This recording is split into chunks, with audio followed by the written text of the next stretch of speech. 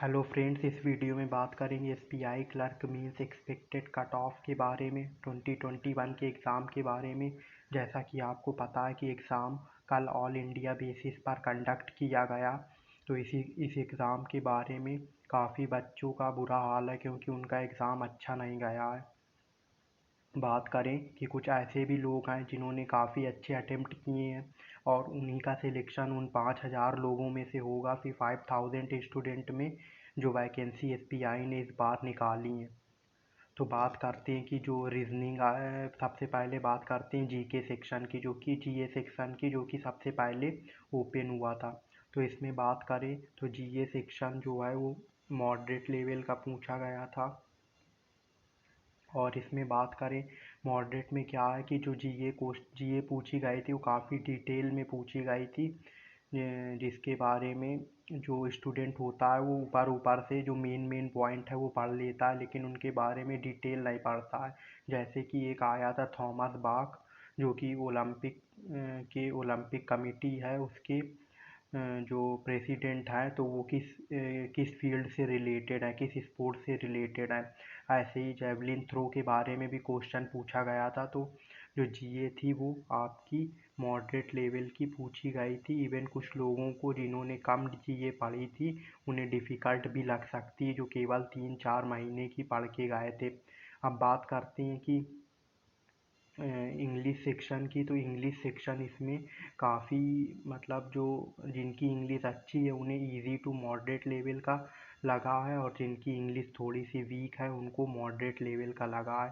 तो इसको आप जो चारों सेक्शन थे उसमें से सबसे आसान जो कुछ था वो इंग्लिश ही था, जिसमें से लोगों ने 35 से लेकर 40 तक भी अटेम्प्ट किए हैं आउट ऑफ 40 क्वेश्चन।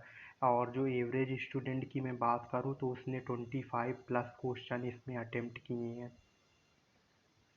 अब बात करते हैं रीजनिंग की। अब बात करते हैं क्वांटिटेटिव एप्टीट्यूड की। तो जो क्वांट का सेक्शन था वो काफ़ी टफ आया था, जिसमें से जो क्वेश्चंस थे वो बन नहीं रहे थे, बिल्कुल भी बन नहीं रहे थे क्वेश्चन। सबसे पहले मैं बात करूँगा सेकेंड शिफ्ट की। सेकेंड शिफ्ट में जो अप्रॉक्सीमेशन आया था उसके 3-4 क्वेश्चन थे, जिसको अटेम्प्ट करने के बाद जो एक क्वाड्रेटिक इक्वेशन आई थी वो बिल्कुल न्यू पैटर्न की क्वाड्रेटिक इक्वेशन थी, जो क्वाड्रेटिक थी। लेकिन जो इन्होंने हाई स्कूल में जिनके पास मैथ्स था उनने उसको आसानी से अटेम्प्ट कर लिया होगा। तो 4 क्वेश्चन अप्रॉक्स के हो गए और 3 क्वेश्चन आपके वो क्वाड्रेटिक इक्वेशन के हो गए। अब बचते हैं डी आई और प्लस Q1 Q2 और डेटा सफिशिएंसी, जिसमें से जो डी आई थे वो काफ़ी टफ थे, जिसमें से एक डी आई थोड़ा इजी था जो कि मिसिंग डी आई था टैबुलर में, जिसको अगर आपने अटेम्प्ट किया होगा तो आपने मैथ में उन जो 4-5 क्वेश्चन पूछे गए थे उनको आसानी से अटेम्प्ट कर लिया होगा। और एक डी आई आई थी जिसमें लाइन ग्राफ दिया हुआ था, जिसमें एवरेज दिया हुआ था ए प्लस बी का, और बी बी की वैल्यू दी हुई थी। तो इससे ए की वैल्यू आ जाती है, ए की वैल्यू आने के बाद जो अगला पाई चार्ट था उसमें था सोल्ड बुक्स। तो सोल्ड बुक्स निकालने के बाद वो भी सोल्ड बुक्स था, वो वेरिएबल दिया हुआ था, तो उस वेरिएबल का टोटल नीचे दिया हुआ था। तो उस हिसाब से आप उस टोटल को सॉल्व करेंगे, जो एक्स वाई दो वेरिएबल थे उनको निकालेंगे और यहाँ पर पुट करेंगे। उसके बाद सोल्ड अनसोल्ड निकालना था, उसके बाद आपका आंसर आ जाता। लेकिन काफ़ी स्टूडेंट इसमें फंस गए थे। हम बात करते हैं जो डेटा सफिशिएंसी आई थी वो भी मॉडरेट लेवल की थी, आसानी से बनने वाले क्वेश्चन नहीं थे। एक R1 R2 पर था, SI पर इसको इन्वेस्ट किया था, एक को CI पर इन्वेस्ट किया था, और एक जो डी एक जो वो था डेटा सफिशिएंसी, वो था वो ध्यान नहीं है वो किस पर पूछा गया था। अब बात करते हैं रीजनिंग की। तो रीजनिंग जो आई थी वो भी मॉडरेट टू डिफ़िकल्ट थी।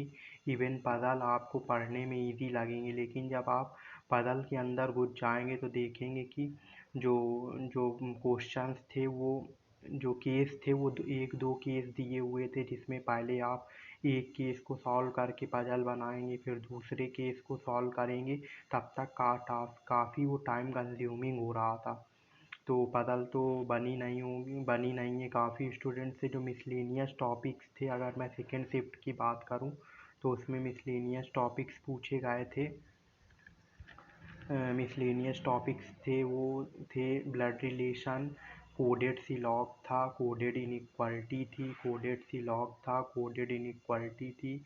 और जो एक क्वेश्चन आया था वो कोडिंग डिकोडिंग था, जिसमें कंडीशन बेस्ड था। ए से लेकर जेड तक अल्फ़ाबेट है, जिसमें वॉवेल का कोड अलग है और कॉन्सोनेंट का कोड 1 से लेकर 8 तक है, जिसको आपको अरेंज करना था। उस हिसाब से कोडिंग डिकोडिंग आई थी। और साथ में कंडीशन भी दी हुई थी कि अगर जो वर्ड है वो वॉवेल से स्टार्ट होता है तो ऐसा होगा, कॉन्सोनेंट से स्टार्ट होता है तो ऐसा होगा। ये कंडीशंस भी दी हुई थी। तो ओवरऑल जो पेपर था वो मॉडरेट टू डिफ़िकल्ट